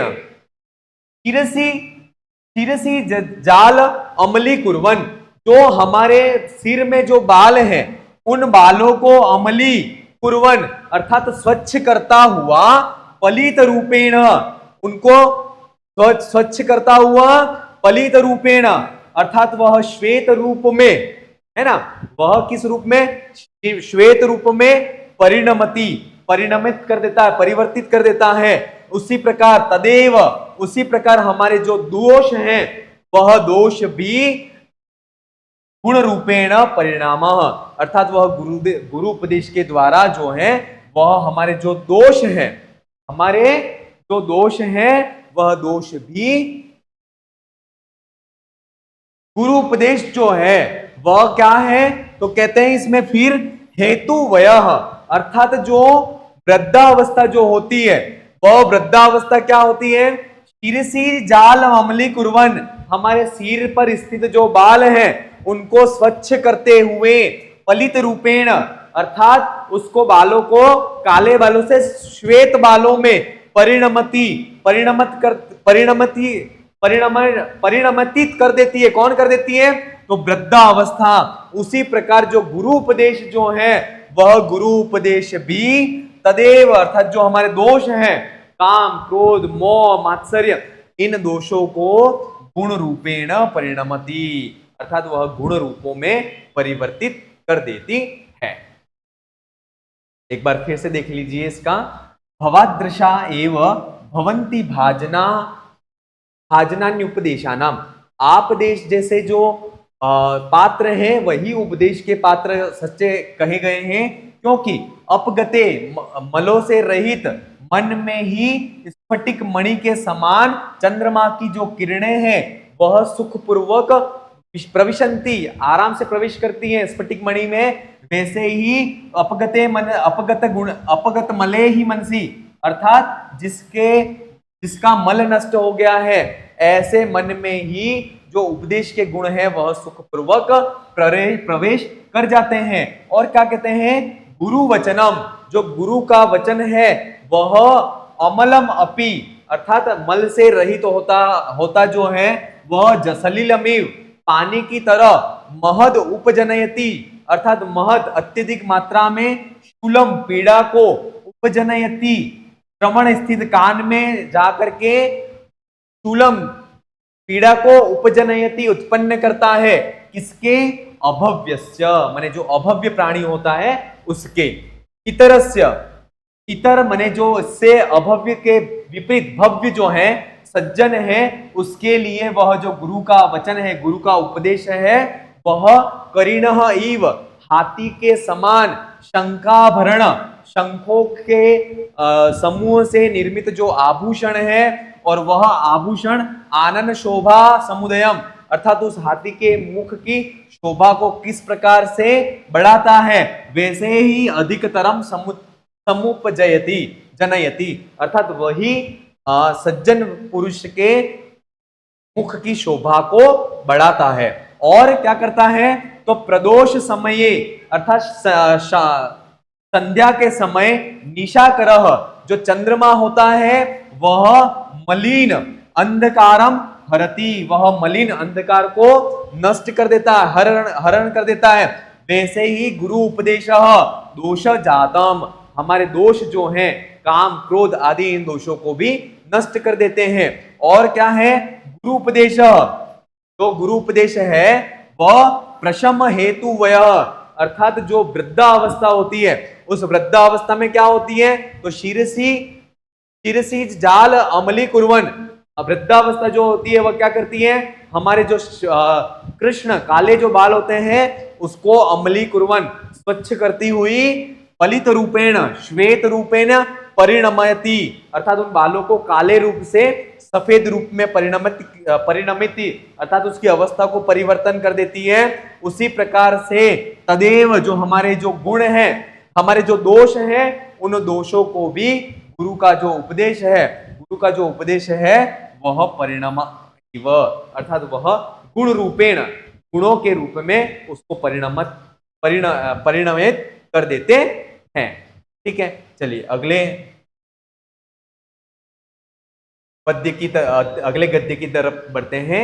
अयम एव च अनास्वादित विषयः रसस्य ते कालः उपदेशस्य, यहां पर कह रहे हैं कि यही समय जो है वह अनास्वादित विषय रसस्य, अर्थात आपके द्वारा जिन्होंने विषयों के रस का स्वाद नहीं लिया है, ऐसे आपके लिए यही समय जो है वह उपदेश के लिए उपयुक्त है। ये बात यहां पर कह रहे हैं कि आपके लिए जो है विषय रूपी, विषय के जो रस हैं, उन विषयों के रसों का आस्वादन आपने नहीं किया है, इसलिए आपका यही उपदेश का जो समय है वह एकदम सही है। क्यों, कुसुम शर प्रहार जर्जरित ही हृदि जलम इव गलत्युपदिष्टम, अर्थात कामदेव के बाणों के प्रहार से जो जर्जरित हो गया है, ऐसा जो हृदय है, ऐसे हृदय में जलम इव, पानी के समान, गलती उपदिष्टम, गल जाते हैं उपदेश। जैसे कि एक कोई कपड़ा है, उस कपड़े में बार बार हम छेद करें, बार बार क्या करें, छेद करें, छेद को करने के बाद अगर हम उसमें से पानी को छाने, तो पानी को छानते हैं तो कितनी जल्दी से, है ना, बहुत जल्दी से। जैसे एक प्लास्टिक की थैली है, उस थैली के अंदर अपन पानी डालें तो उसमें छेद नहीं है, तो उस थैली के अंदर जो पानी है वो पूरा रहेगा। लेकिन उस थैली के अंदर हम छेद कर दें जगह जगह पर, तो क्या उसके अंदर वो पानी टिकेगा? नहीं टिकेगा, अपितु वह पानी गल जाएगा। उसी प्रकार ये कह रहे हैं कि कुसुम शर प्रहारे, कुसुम कामदेव के बाणों के प्रहार से जो जर्जरित हो गया है, ऐसा जो हृदय है, उस हृदय में जलम इव, पानी के समान जो है वह उपदिष्टम, जो उपदेश है वह गल जाते हैं। और क्या होता है, तो अकारणंच भवति दुष्प्रकृते अन्वयः श्रुतो च अविनयस्य, अर्थात दुष्प्रकृते, अर्थात दुष्प्रकृति वाला, जो दुष्ट स्वभाव वाला, जो दुर्जन प्रकृति का, दुर्जन स्वभाव का जो इंसान है, उसका अन्वय, अर्थात जो कुल है, वह कुल अगर उच्च कुल हो जाए, या श्रुतम, अर्थात वह शास्त्रों का अभ्यास कर ले, या शास्त्रों का उसे ज्ञान हो जाए। ठीक है, दुष्प्रकृति अर्थात दुर्जन प्रकृति का स्वभाव वाला जो व्यक्ति है, उसका अन्वय माने जो कुल है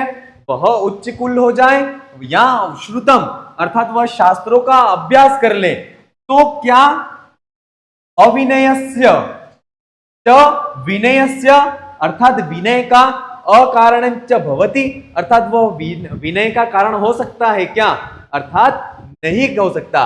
विनयस्य अकारणञ्च भवति, वह विनय का कारण नहीं हो सकता, अर्थात उसका जो स्वभाव है वह तो दुर्जन प्रकृति का है, लेकिन अगर वह उच्च कुल में उत्पन्न हो जाए या शास्त्रों का अभ्यास कर ले, तो उच्च कुल में उत्पन्न होने से और शास्त्रों के अभ्यास करने से क्या वह विनय गुण से संपन्न हो सकता है, अर्थात नहीं हो सकता। वह विनय गुण से अर्थात उसका जो स्वभाव है ना, जो उसका बुरा स्वभाव है, वह बुरा स्वभाव होने के कारण उसका उच्च कुल और शास्त्राभ्यास ये दोनों विनय के कारण नहीं हो सकते। ये चीज यहां पर कह रही हैं और यहां पर उदाहरण देते हैं कि चंदन प्रभवो अर्थात चंदन के लकड़ी से उत्पन्न होने वाला अनल जो अग्नि है वह किम न दहती, क्या नहीं जलाती है, अर्थात वह चंदन के लकड़ी से उत्पन्न होने वाली भले आगे चंदन कितनी बहुमूल्य क्यों ना हो, लेकिन वह अग्नि का स्वभाव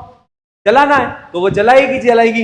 इसलिए जो दुर्जन व्यक्ति है, जो जिसका स्वभाव बुरा है, भले वह उच्च कुल में उत्पन्न हो जाए, शास्त्रों का अभ्यास कर ले, लेकिन जो उसका स्वभाव है वह अपने स्वभाव को नहीं छोड़ सकता है। और यहां पर और कहते हैं किम वा प्रशमन हेतु नापी न प्रचंड तरी भवती बड़वान लो वारिण, कहते हैं कि प्रशम हेतु नापी अर्थात जल अग्नि को बुझाने का जो हेतु है, अग्नि को बुझाने का हेतु क्या है, पानी, क्या है, पानी। तो वही बात कह रहे हैं प्रशम हेतु नापी अर्थात अग्नि को बुझाने का जो हेतु है पानी, वारिणा माने जो वो पानी है वह किम क्या बड़वा नलो अर्थात वह जब पानी समुद्र के बीच में जब बड़वा नल अर्थात जब वह अग्नि जल जाती है तो अग्नि जलने के बाद न प्रचंड तरी भवती किम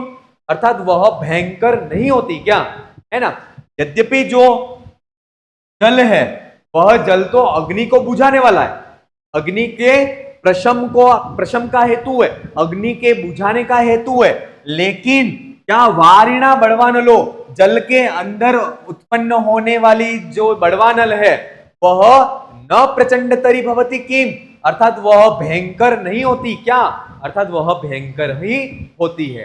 भले वह आग को बुझाता है पानी, लेकिन वही पानी अगर उस पानी में आग लग जाए, है ना, बड़वानल लग जाए तो वह भी भयंकर होती है।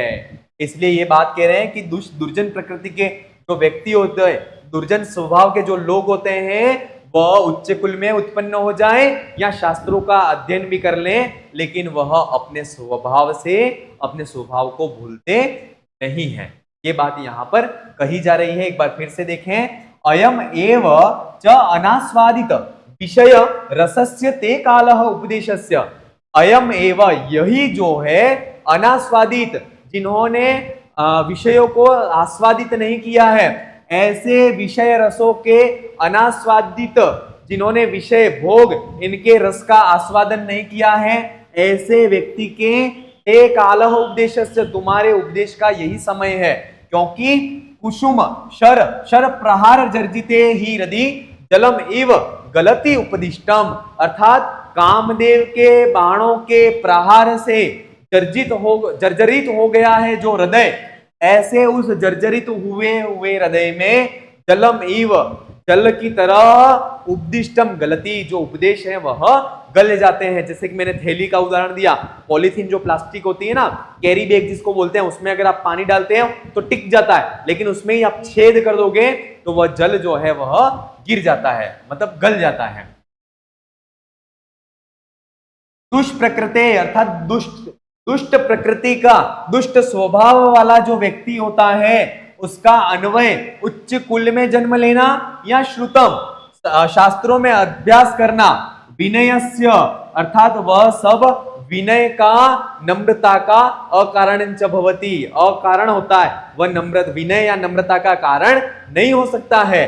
कैसे, चंदन प्रभवो अर्थात चंदन जो है उस चंदन के द्वारा उत्पन्न हुई अनल जो अग्नि है वह किम न दहती, क्या नहीं जलाती है, अर्थात वह अवश्य ही जलाती है। किम वा, और कहते हैं कि प्रशम हेतु नापी, अर्थात अग्नि का शमन करने का जो हेतु है जल, उस जल में भी बड़वा नलो वारिणा, अर्थात बड़वा नल के उत्पन्न होने पर, बड़वा नल के लग जाने पर न वही जो जल है वह न प्रचंड तरी भवती, अर्थात वह भयंकर नहीं होता, प्रचंड रूप नहीं होता है वह, अर्थात किम वा, अर्थात होता है या नहीं होता यह पूछा जा रहा है, अर्थात वह प्रचंड रूप होता ही होता है, ये चीज यहां पर कही जा रही है। चलिए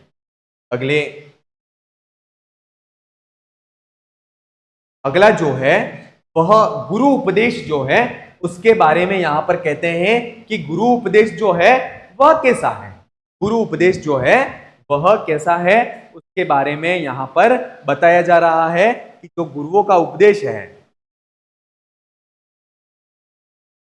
वह गुरु उपदेश नाम पुरुषाणाम अखिल अमल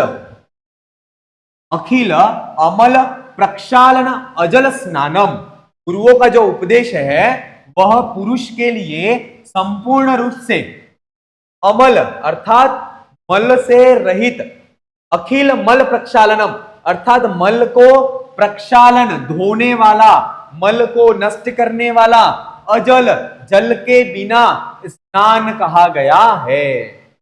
क्या कहा गया है?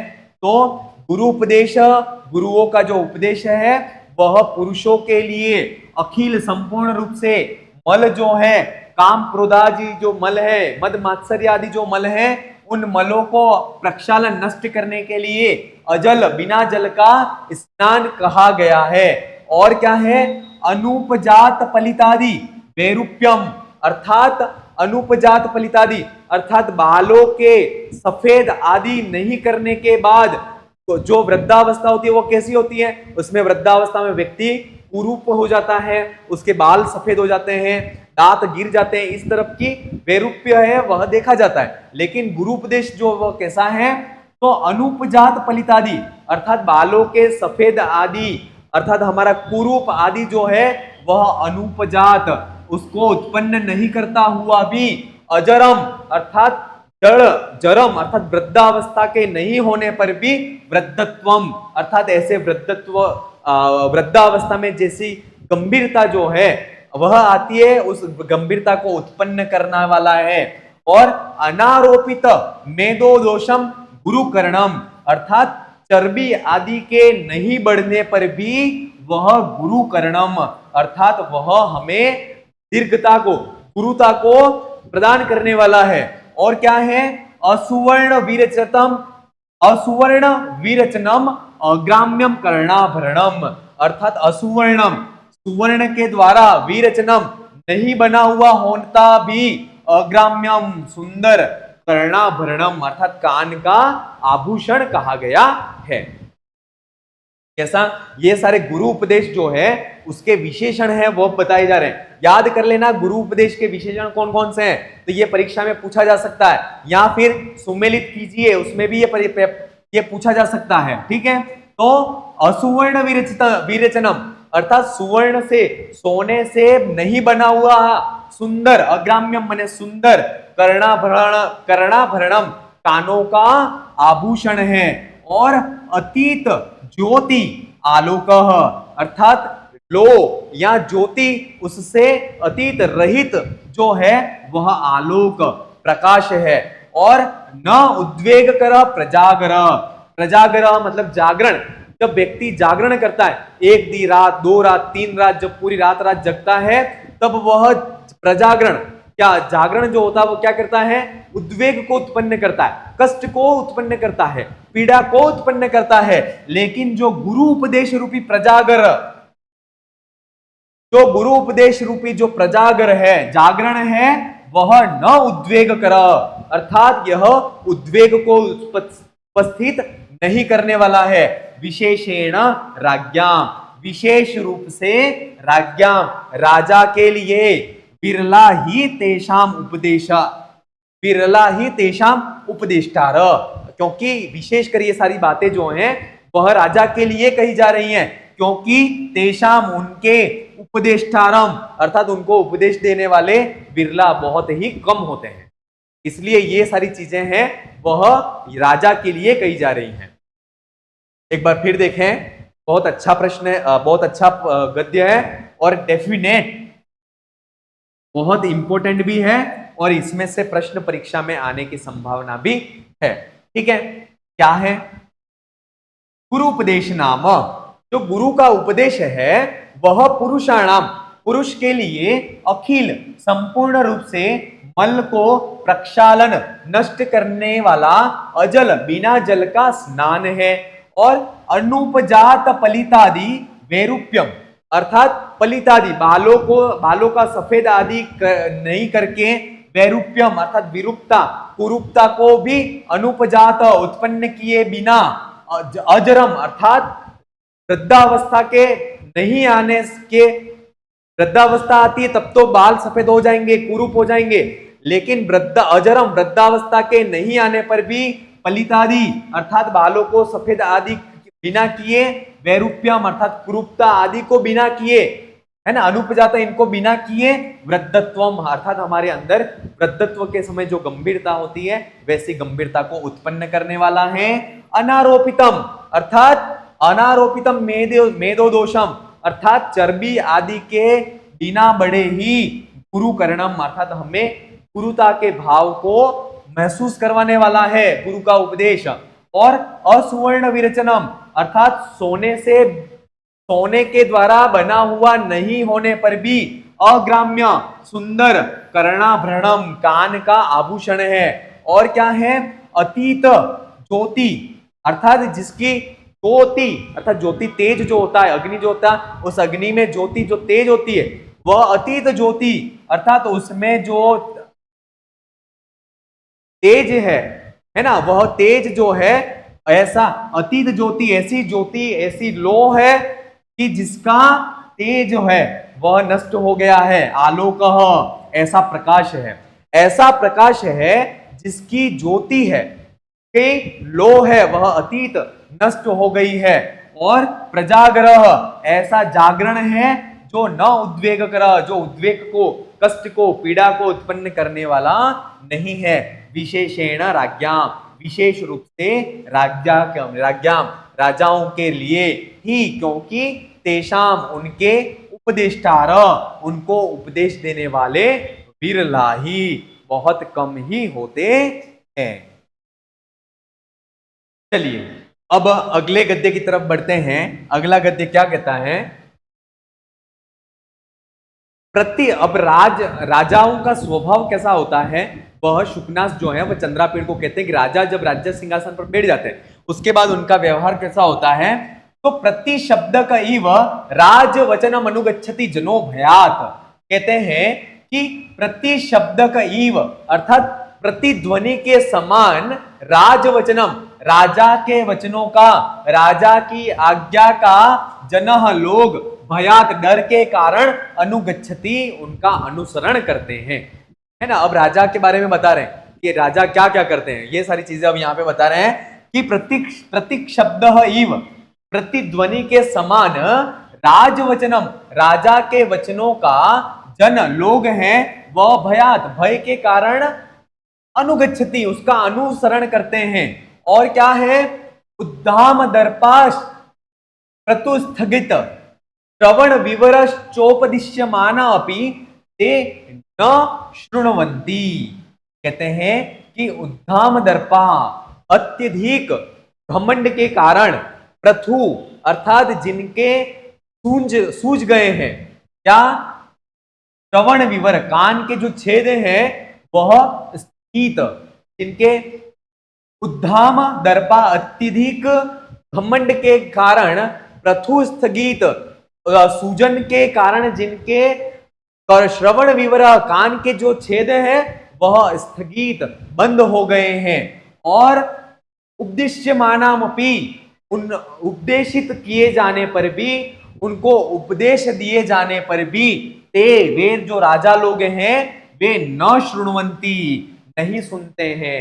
क्यों नहीं सुनते हैं? क्योंकि उद्दाम दर्पार अर्थात उनके अंदर अत्यधिक जो घमंड है वह है। ठीक है, देखिए एक एक चीजों को मैं बहुत अच्छी तरह से और बहुत सरल तरीके से मैं बता रहा हूं और आपको एज इट इज 2-4 बार, मतलब आप फर्स्ट ग्रेड की तैयारी कर रहे हो या किसी भी एग्जाम की तैयारी कर रहे हो, आपको 2-3 बार इसको अच्छी तरह से इसके वीडियो को देखना है और इसके बाद इसका जो पीडीएफ है उसमें से आपको अर्थ लगा देना। तो एज इट इज आप जैसे संस्कृत पढ़ोगे ना वैसे उसका अर्थ भी आपको आने लगेगा। ठीक है, चलिए, तो उद्धाम दर्पाश्च अर्थात अत्यधिक घमंड के कारण प्रथु श्रवण विवरा कान के जो छेद हैं वह उन कान के छेदों में प्रथु सूजन होने के कारण स्थगित व ढक दिए गए हैं और उससे क्या होता है कि उपदिश्यमानामपि उनको उपदेशित किए जाने पर भी ते न शृण्वन्ति वे सुन नहीं रहे हैं। कौन नहीं शृण्वन्ति? तो राजा है वह नहीं सुन रहे हैं। शृण्वन्तोऽपि अगर सुनते हैं तो गज निमीलितेन इव अवधीरयन्त अर्थात वह सुन भी लेते हैं अगर उपदेशों को तो वह जिस प्रकार से हाथी अपने आंखों को बंद कर करके चलता रहता है वैसे ही वह भी उन गुरुओं के वचनों को अवधीरयन्त उनके वचनों को अवहेलना करते हैं। क्या करते हैं? अवहेलना करते हैं। और गुरुन हितोपदेशवादी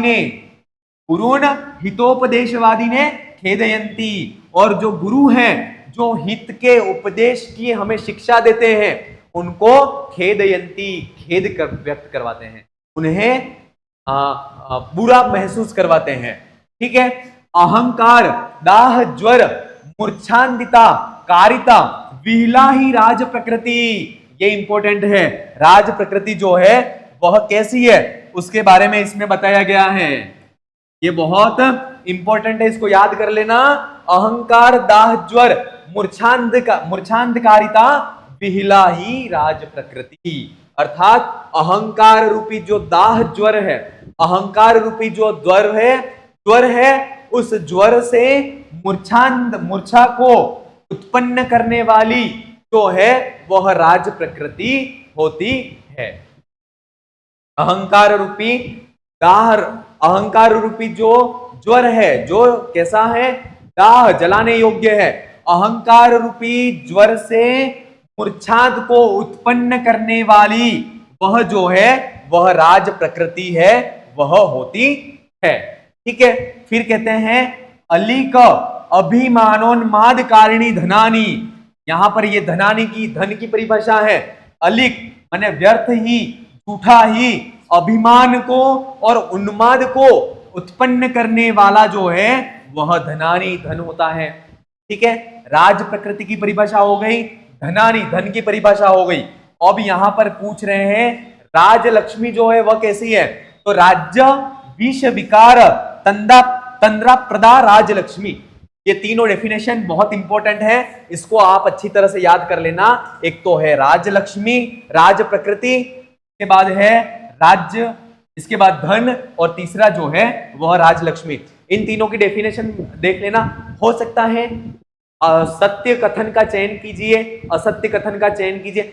जब अपन टेस्ट सीरीज अपनी चलेगी फर्स्ट ग्रेड की उसमें मैं इन सारे प्रश्नों को वहां पर आपको बता दूंगा कि कहां पर आप गलतियां करते हो, इन सारी चीजों को आपको ध्यान रखना है। ठीक है, चलिए अब कहते हैं कि राजलक्ष्मी किसको कहते हैं?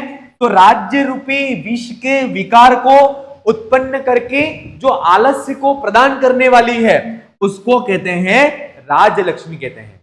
ठीक है, एक बार इन तीनों को देख लें। राज प्रकृति किसको कहते हैं? तो मूर्छांधकारिता, पहला ही अहंकार के ज्वार, अहंकार रूपी दाह ज्वर से मूर्छा को उत्पन्न करने वाली, मूर्छांध को जो उत्पन्न करने वाली ऐसी जो है वह राज प्रकृति है।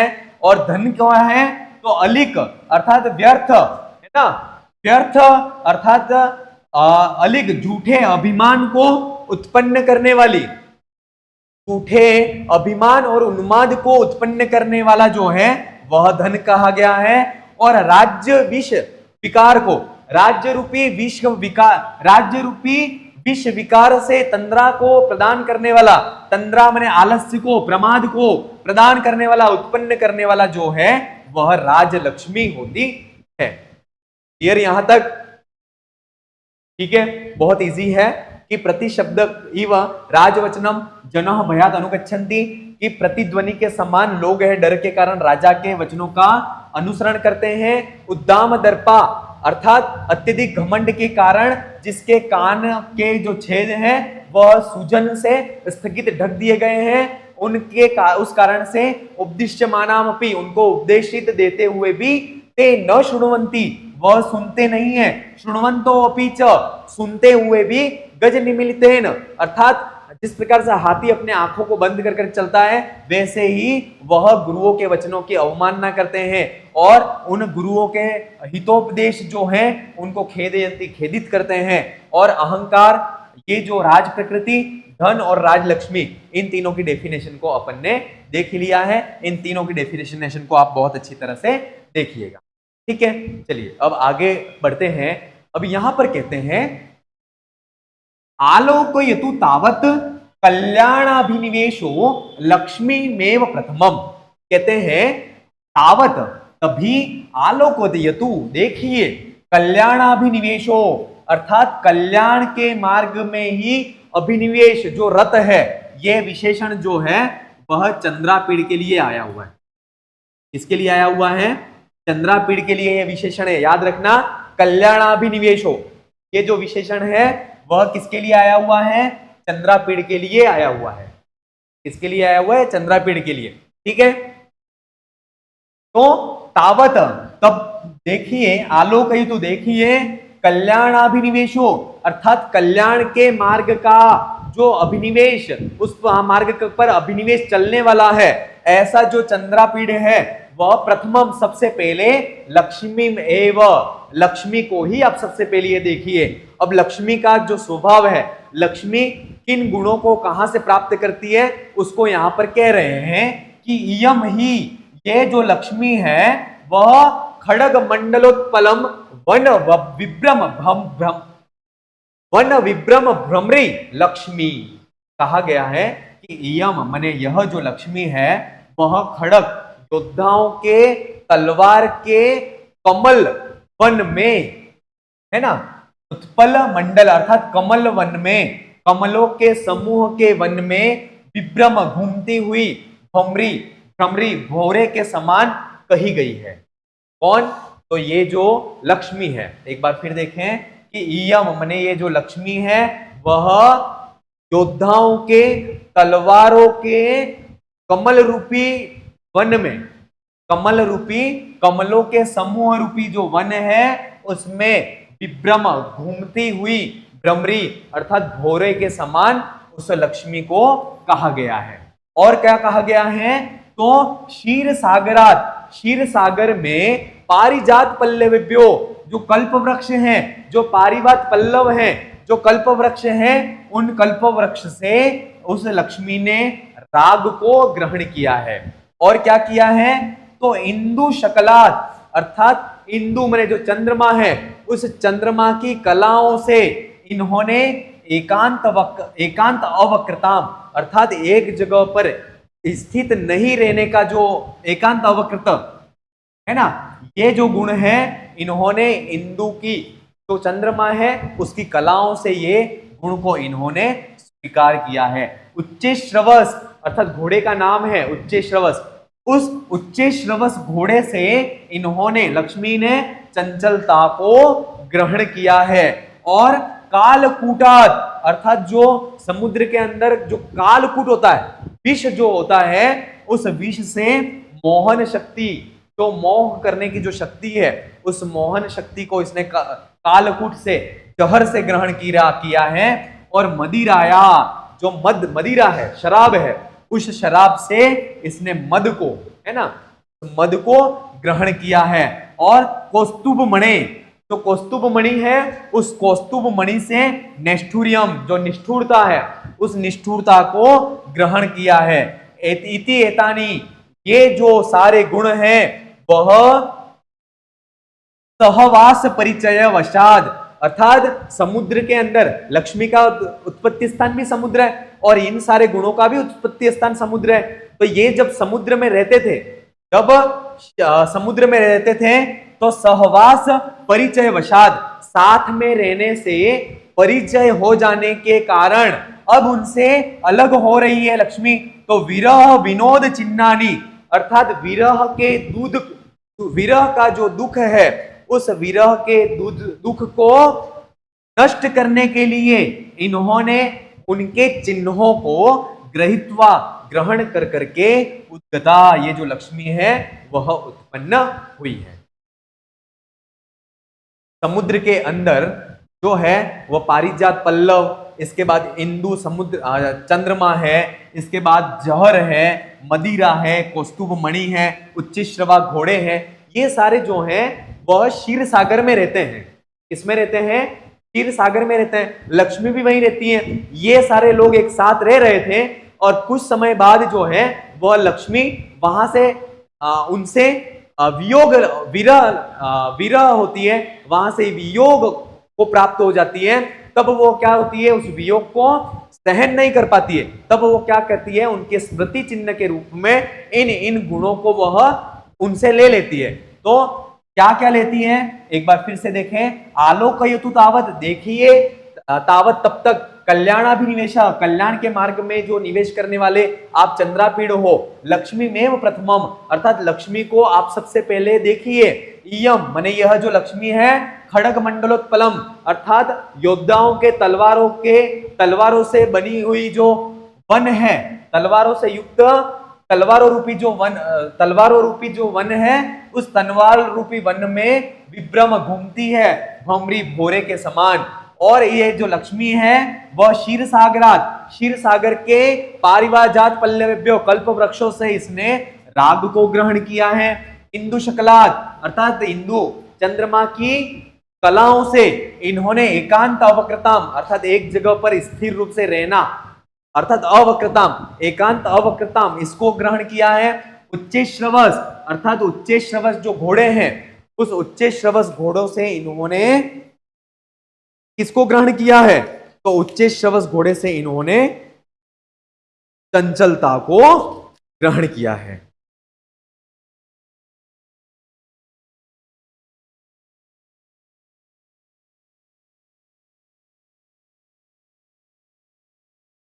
ठीक है, चलिए कहां थे? इंदु शकला चंद्रमा की कलाओं से एकांत वक्रता, अर्थात कुटिलता, एकांत कुटिलता को इन्होंने ग्रहण किया है। उच्चेश्रवस घोड़ों से इन्होंने चंचलता को ग्रहण किया है। और कालकुटा जो जहर है, विष है, उससे इन्होंने मोहन शक्ति को ग्रहण किया है। और मदिराया, जो मदिरा है, शराब है, उससे मद जो है ना, जो मद की जो शक्ति है, उससे उसको इन्होंने ग्रहण किया है। कौस्तुभ मणि, जो कौस्तुभ मणि है, उस कौस्तुभ मणि से इन्होंने निष्ठुरता जो है, उस निष्ठुरता को ग्रहण किया है।